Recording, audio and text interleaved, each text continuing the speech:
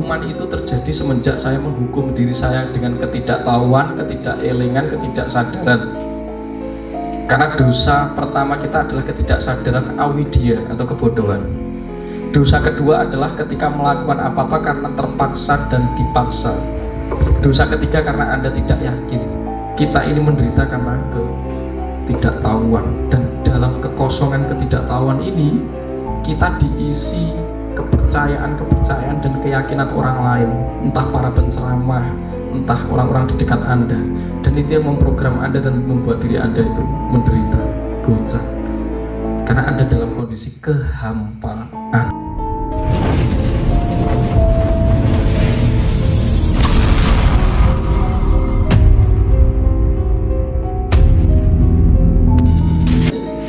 Ini nanti kita harus ngerti, dan Suruh Nusantara ini saya gagas jadi nanti ada dua macam bentuk. Yang satu ya memang ini kita mengembangkan tentang berbayar. Berbayar ini maksud kita itu meningkatkan level. Kalau kita saja nguliah nih anak, kita bayar puluhan juta itu gak apa-apa, padahal itu sebenarnya ilmunya orang barat. Kita menaruh anak di tempat-tempat itu kita rela membayar mahal, tapi hasilnya nol. Dan kita sudah punya kedewa guruan, kita punya kadiat daerah itu, terus sekolah itu saya kira ada gugon-gugon propaganda bahwa ngilmui gak oleh didol. Ini yang membuat mental kita dikris. Nah, banyak orang-orang yang berspiritual itu mengalami kesalahan mental. Akhirnya bangsa Indonesia itu bangsa spiritual bobrok itu gara-gara mentalnya ngawur. Wong Jer Basuki itu mau beo, karena yang kita biaya itu sarana dan prasarana. Pergerakan itu butuh ini dalam 4 ajaran. Disebut catur purusa dalam ajaran Jawa kuno. 1 arto itu perlu ada, sandang pangan papan itu Anda harus perlu itu. Kedua kama, pergerakan, birahi, kekuatan, ambisius harus ada. Ya, setelah itu dharma, Anda juga harus berbuat semestinya kepada kehidupan. Keempat moksa, 4 tingkatan yang harus Anda pilih. Terus jenengan langsung memunggel bahwa arta, kama, dharma ini tidak perlu langsung moksa, tidak mungkin bisa, karena harus melewati 3 ini dalam kehidupan. Itu kasus nyata. Nah, akhirnya banyak guru-guru kita, sesepuh kita itu punah karena tidak diopeni. Mesakin yang mau dirokok itu, karena dia berjuang untuk mencerdaskan bangsa, dan itu hasil kerusakan pasca Majapahit Lengser. Kita tidak menjadi bangsa yang kaya atau hedon, kita hanya menjadi bangsa yang bermental rendah. Artinya apa? Kemersik, sok suci neng munafik itu. Padahal nyatanya butuh kuwi.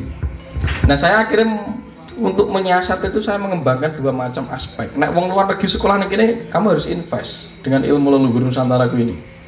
Karena aku ketika studi di Oxford, Stanford, aku juga bayar mahal itu.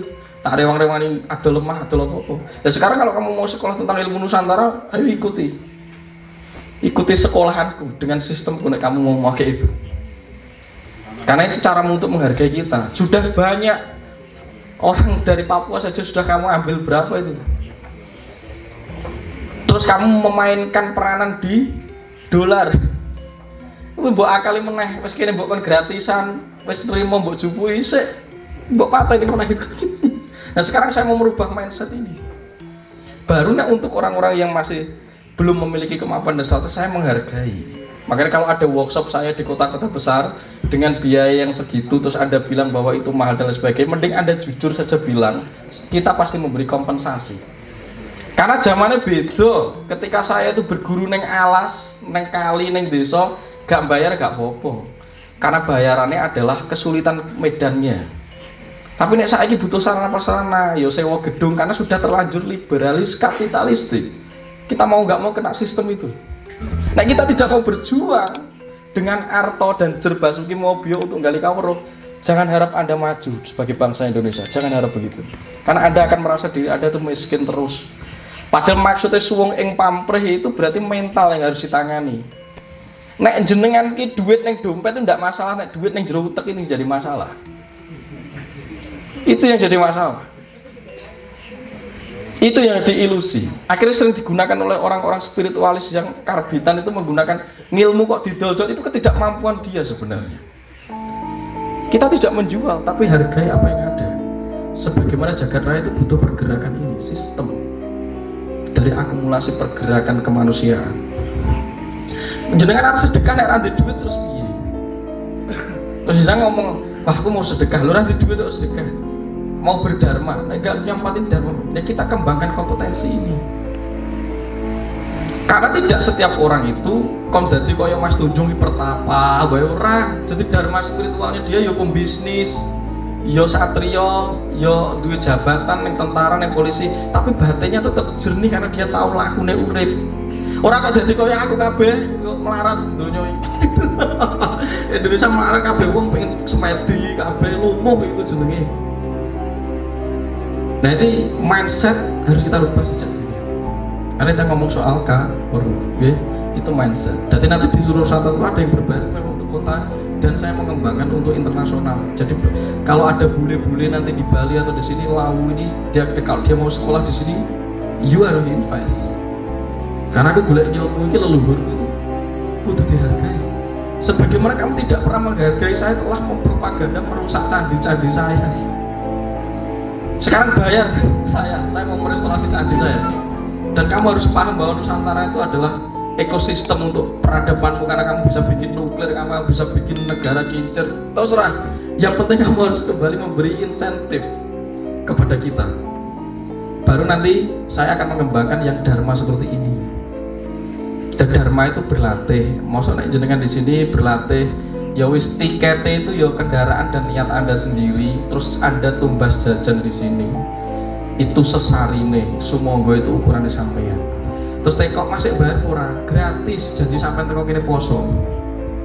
Anda tidak pesen makanan, gak bayar. Tapi nek rumangsa gak iso poso bayar loh, karena posomu mbok ganti nganggo arto.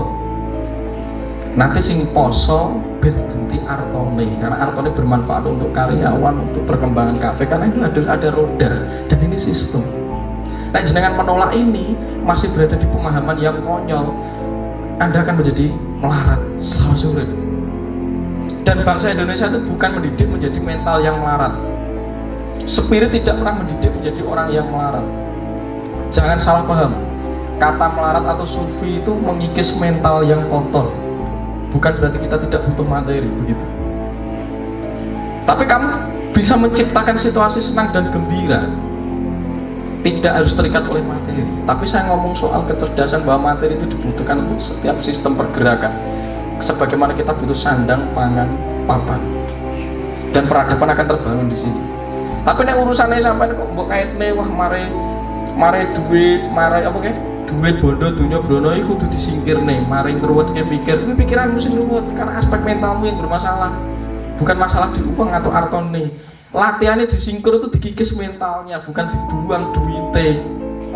Akhirnya diwakaf nih. Melarat kan kita akhirnya. Tapi konyol, untuk membeli sesuatu yang diiming-imingkan engko ning surga, kuning dikit dibayar larang. Padahal tidak kasus nyata. Atau urung nyata ya, gak ngerti itu. Tapi wis wani invest, ya kapusan baru. Dosa kok itu. Leluhur tidak mengendaki. Dan seharusnya niatmu adalah suci. Ya, aja. Niatmu adalah suci. Seharusnya kamu tidak ketipu dong. Tapi kok nyatanya ketipu. itu salah satunya saya harus mensorting itu. Jadi jangan bermental miskin. Nek kamu melakukan teknik miskin, teknik pemfakiran diri, monggo. Itu sebagaimana kamu berlatih untuk meruak mental. Tapi lihat struktur fenomena tubuh dan tragedi dalam hidup. Kalau selamanya Anda masih menyimpan mental miskin, itu yang jadi masalah. Karena Anda tidak lagi kompeten dengan kecerdasan Anda untuk terus melanjutkan perubahan, untuk mengikuti perjalanan Anda. Nah, kita ini diturunkan ke bumi itu untuk anak teping laku. Laku ini jadi adab untuk membangun peradaban. Selesai transfer file peradaban kepada generasi menerus. Sak ngilmune, sak tata carane, sak pola pikirnya, sak kesadarannya. Ketika kamu gagal, peradaban ini akan dikris. Terus kamu lahir ke sana. Terus sekarang ini, misalnya kamu turun lagi ke sini menjadi Libya seperti Yaman, mati kamu. Terus kamu hanya menyalahkan Tuhan. Kenapa aku bernasib lahir di sini? Karmamu itu karena kamu tidak waspada. Karena kamu tidak estafet terhadap generasimu. Kamu egois, mentang-mentang anak uripku sepisan bagi aku ning surga. Padahal kamu akan dilahirkan di anak cucumu lagi. dan itu membawa darahmu. Nah, ubah mindset ini. Kita invest sejak dini, invest kekayaan ilmu, invest pemahaman, invest kesadaran untuk generasi di masa mendatang. Dan kita mencipta peradaban, kita mulai sekarang mencipta bumi kita agar lebih lestari. Karena ini surga yang harusnya kita jaga. Ribuan tahun yang lalu, bahkan miliaran tahun yang lalu, para awitara yang turun dari Sang Yang Wenang dari Jonggring Saloka itu sudah menjaga peradaban ini. Kenapa kita tidak mau memilih itu? Nah itu kira-kira itu. Nanti kalau untuk acara yang memang untuk dia tidak pakai sesari dan saya luangkan waktu. Jadi saya sendiri juga manusia, terkadang jadwal saya padat, saya tidak mengurusi HP atau apa. Saya hanya mengabarkan kebetulan apa yang saya saksikan. Bukan berarti saya adalah guru Anda. Saya tidak mungkin memuridkan Anda semua, gak telaten. Sisi gak telaten. Tapi kalau Anda bisa menyerap dari apa yang saya katakan, itu adalah perjalanan saya sebagaimana Anda pernah, dan Anda akan punya perjalanan yang seperti saya. Ambil itu semua. Kira-kira begitu. Ya? Jadi tetap untuk nanti yang nggak bisa ikut berbayar, ikut aja yang seperti ini. Kita pasti luangkan waktu. Kita nanti juga ada bakti, karena Yayasan Suruh Nusantara itu bekerja di Jakarta sama Mas Roy dan beberapa orang. Dan itu bukan saya, ya.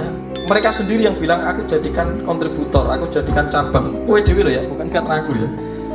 Dan nanti ya karena dia mensondingkan ada Mbah Tunjung official, itu ada dana. Kalau ada donasi masuk dari teman-teman kita yang Chinese, orang-orang yang kaya, itu pasti kita akan kembalikan untuk pergerakan Nusantara.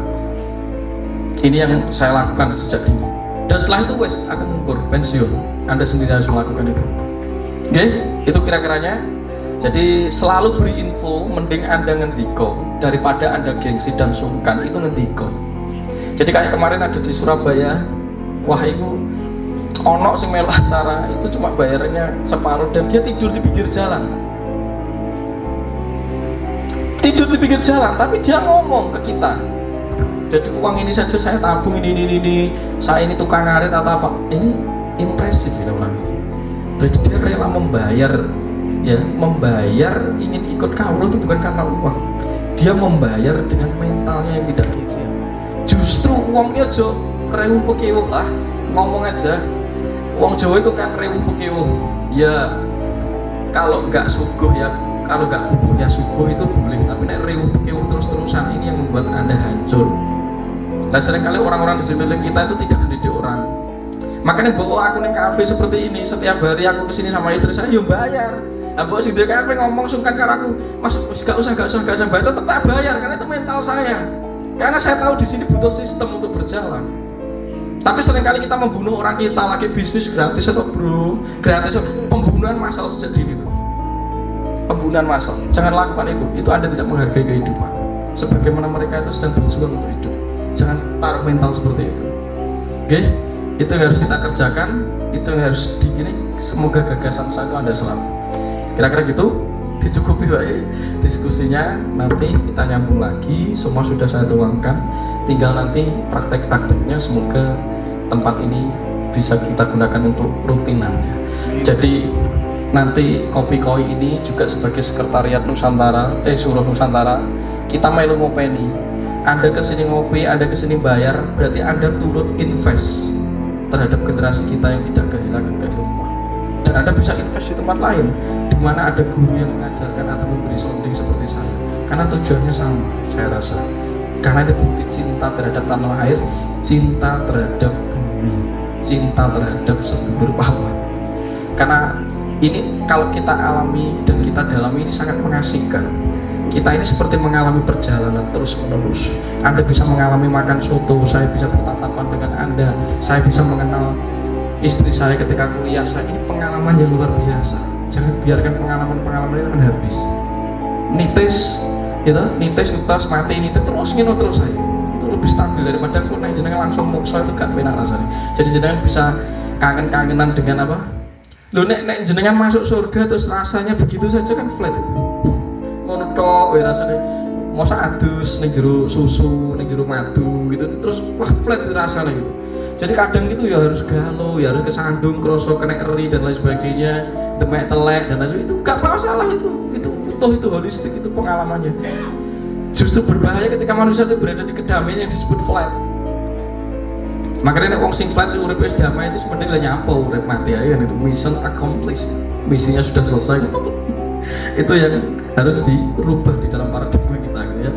Jadi orang sebut di karma ya, nggak usah takut ya hukuman-hukuman yang belum Anda ketahui, tapi Anda sadar bahwa hukuman itu terjadi semenjak saya menghukum diri saya dengan ketidaktahuan, ketidakelegan, ketidaksadaran.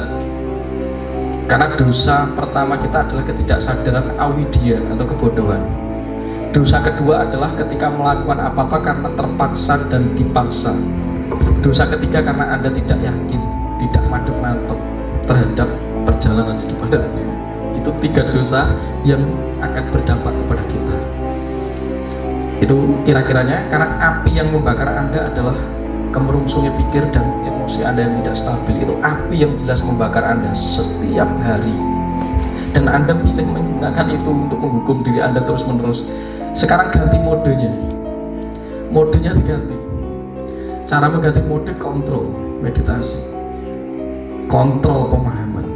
Kita ini menderita karena ketidaktahuan, dan dalam kekosongan ketidaktahuan ini kita diisi kepercayaan dan keyakinan orang lain, entah para penceramah, entah orang-orang di dekat Anda, dan itu yang memprogram Anda dan membuat diri Anda itu menderita, goncang, karena Anda dalam kondisi kehampaan.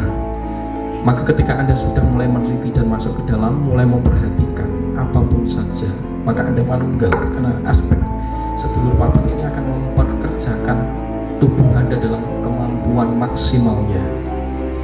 Akhirnya Anda terkoneksi dengan sistem solar plexus, solar system jagat raya.